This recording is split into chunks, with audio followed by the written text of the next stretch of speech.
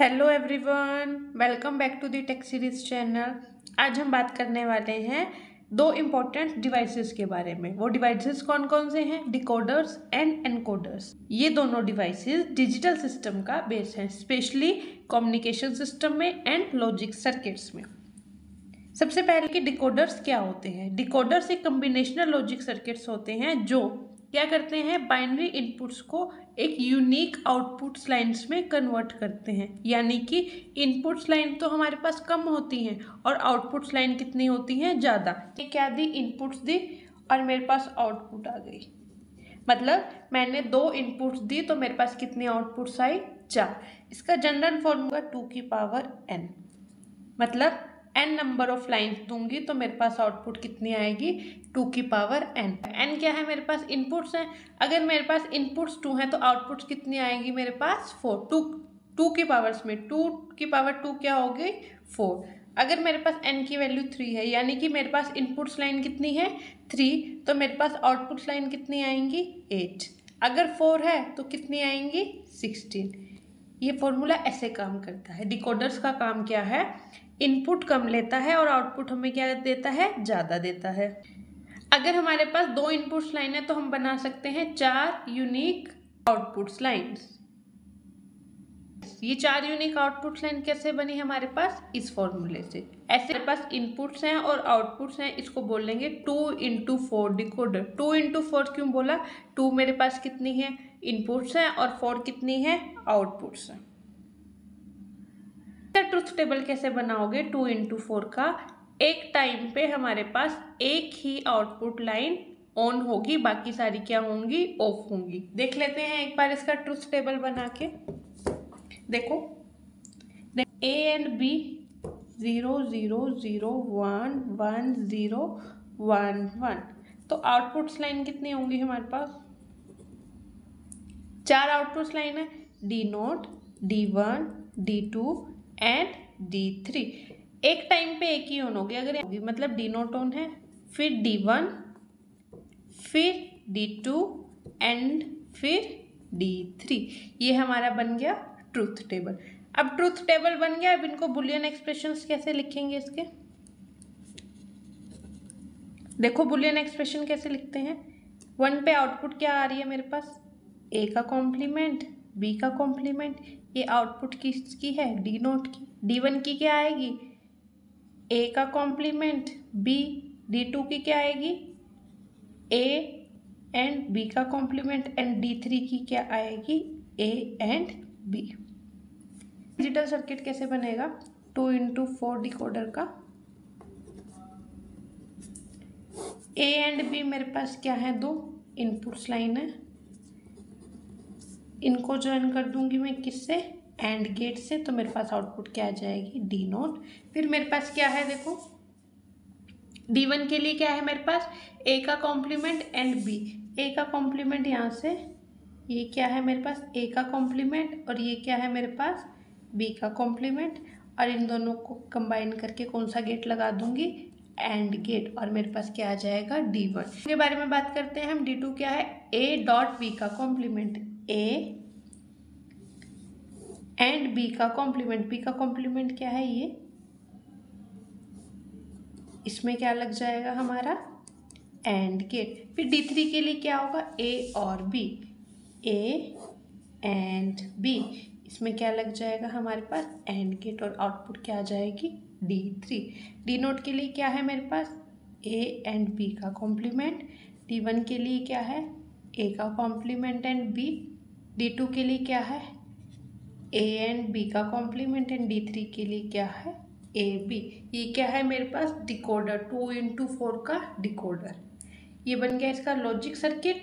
अब बात कर लेते हैं, अगर मुझे 3x8 का बनाना हो डिकोडर तो मेरे पास कैसे बनेगा, कितनी इनपुट्स लाइन होंगी, 3, A B एंड C, और मेरे पास आउटपुट्स कितनी आएंगी, 8।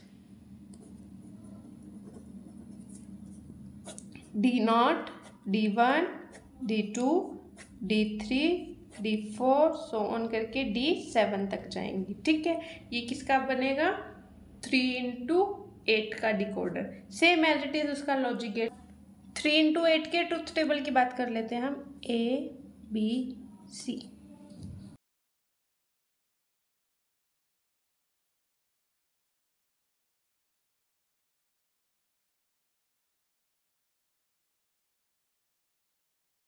ट्रुथ टेबल किसका? 3x8 डिकोडर का, 3x8 डिकोडर का। अब इसकी हेल्प से हम बनाएंगे इसका लॉजिक सर्किट। अब देखो इसकी बुलियन एक्सप्रेशन कैसे लिखेंगे, डी नोट की कैसे लिखेंगे, देखो ए का कॉम्प्लीमेंट, बी का कॉम्प्लीमेंट एंड सी का कॉम्प्लीमेंट। D1 की कैसे लिखेंगे, D1 की ए का कॉम्प्लीमेंट, बी का कॉम्प्लीमेंट एंड सी। D2 की कैसे लिखेंगे, ए का कॉम्प्लीमेंट, बी, सी का कॉम्प्लीमेंट। D3 की कैसे लिखेंगे, D3 ए बी सी, ए का कॉम्प्लीमेंट बी सी। D4 की कैसे लिखेंगे, ए बी का कॉम्प्लीमेंट सी का कॉम्प्लीमेंट। D5 की ए बी का कॉम्प्लीमेंट सी। D6 की ए बी सी का कॉम्प्लीमेंट एंड D7 की ए बी सी। ये क्या बन गई मेरी बुलियन एक्सप्रेशन की इक्वेशन। इनकी हेल्प से मुझे बनाना है लॉजिक डायग्राम।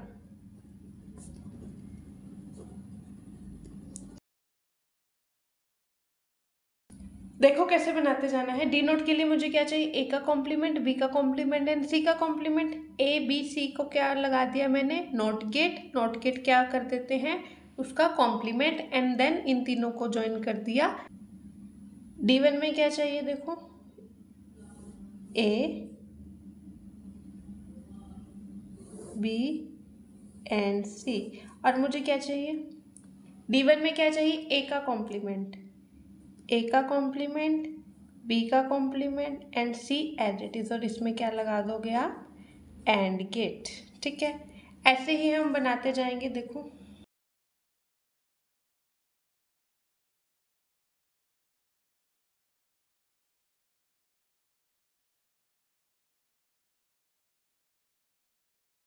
ये क्या बन जाएगा मेरा logic diagram of 3x8 decoder. कुछ नहीं करना आपने, जहाँ पे नोट है वहाँ पे नोट लगा देना है, अगर नोट नहीं है तो सिंपल। अगर आपके पास एग्जाम में लिखा जाए कि 5x32 डिकोडर बनाना है, किसकी हेल्प से बनाना है, 3x8 की हेल्प से, वो कैसे बनेगा, क्या ये पॉसिबल है, वैसे बन जाएगा। पहला क्वेश्चन तो यही होगा ना कि क्या ये पॉसिबल है कि 5x32 का डिकोडर 3x8 डिकोडर की हेल्प से बन जाएगा। हाँ जी बन जाएगा। तो कैसे बनेगा, देखो 5x32 कैसे होगा, 2 की पावर 5 इज इक्वल टू 32। मतलब मेरे पास इनपुट्स लाइन कितनी होंगी 5, तभी मेरे पास आउटपुट क्या आएगी 32। किसकी हेल्प से बनाना है, 3x8 की हेल्प से। अभी अभी मैंने आपको समझाया 3x8 का डिकोडर कैसे बनेगा, है ना। तो इसमें मेरे पास 3x8 वाले में कितनी इनपुट्स होंगी 3 और आउटपुट्स कितनी होंगी 8। अब आप ये देखो कि 3x8 की हेल्प से कैसे बनाऊंगी मैं, 3x8 डिकोडर्स के बॉक्सेस बना लूँगी। कितने बॉक्सेस बनेंगे वो कैसे डिसाइड होगा, मेरे पास कितना है 8, 8 को 8 में डिवाइड कर दो, कितनी बार डिवाइड होगा 4 टाइम्स। 32 को 8 से डिवाइड करना तो क्या हो जाएगा 4 बॉक्सेस बनाऊंगी, 4 बॉक्सेस बनाने पे मेरे पास आउटपुट क्या आ जाएगी 32। अब इनपुट्स लाइन कितनी लूंगी मैं 5। 3 तो मेरे पास इनपुट्स लाइन ऑलरेडी है, जिनका डेटा मेरे पास है, मैंने उसका डिकोडर बना दिया 3x8 का। बट 2 का जो 2 मेरे पास इनपुट लाइन बनेंगी उसका कैसे बनाऊंगी, 2 का pair 2 inputs line, 2 input line तो मेरे पास 4 क्या हो गए आउटपुट लाइन। कैसे 0 0 0 1 1 0 एंड 1 1। अब इसको लिख लो, मैं इनको नाम दे देती हूँ ई एंड डी। ई का कॉम्प्लीमेंट, डी का कॉम्प्लीमेंट, ई का कॉम्प्लीमेंट डी, ई डी का कॉम्प्लीमेंट ई एंड डी। ये ई और डी नाम क्यों दिए, क्योंकि ए बी सी में किसको नाम दे रही हूँ 3x8 के डिकोडर को। देखो इसका डायग्राम क्या है, मेरे पास कितनी इनपुट्स लाइन है ए बी सी डी ई, मतलब 5 इनपुट्स लाइन है और मेरे पास आउटपुट कितनी आएगी 32 की। 32 की कैसे आएगी, मैंने 3x8 के कितने डिकोडर्स लगा दिए 4 A B C 3 inputs line तो डायरेक्ट जाएंगे, उसमें मुझे कोई नोट गेट नहीं लगाना, कुछ नहीं लगाना। क्यों नहीं लगाना, क्योंकि 3x8 डिकोडर में ऑलरेडी हमने कर दिया था। अब मेरे पास 2 इनपुट्स लाइन बची हैं, 2 इनपुट्स लाइन में क्या क्या आउटपुट आएगी मेरी, अभी बताया था मैंने। देखो